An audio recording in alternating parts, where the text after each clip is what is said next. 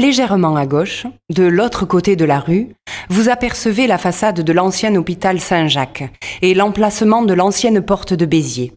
Si la porte symbolise la puissance médiévale, l'hôpital rappelle le déclin intervenu du XIVe au XVIIIe siècle. Après son premier âge d'or, Capestan traverse une période trouble. Vers l'an 1300, la région connaît une crise de surpopulation et une délocalisation de l'industrie drapière, alors florissante en Languedoc, vers la Catalogne. À partir de 1348, elle est frappée par la peste noire et subit les affres de la guerre de Cent Ans qui gênent considérablement les échanges marchands. L'économie de Capestan ne peut résister à une telle saignée démographique.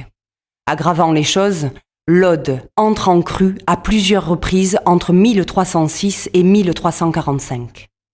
Les pluies torrentielles marquant le début du petit âge glaciaire, les défrichements importants et la multiplication des moulins conduisent à des inondations dramatiques.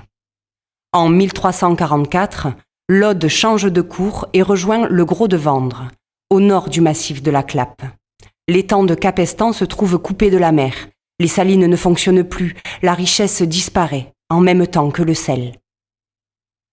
Le village est alors en partie déserté, les maisons s'écroulent, entraînant avec elles des pans entiers de l'enceinte fortifiée. L'hôpital symbolise le mieux ces malheurs. Présent dès le XIIe siècle, il accueille et secourt les pauvres. C'est là, souvent, que l'on meurt de la peste ou du choléra.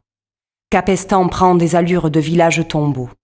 En 1777, la porte de Béziers est moins empruntée, car la route est détournée du village.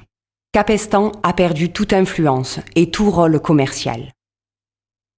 Pour aller au point suivant, suivez le boulevard Pasteur sur votre droite, puis première à gauche, quai de la Seine.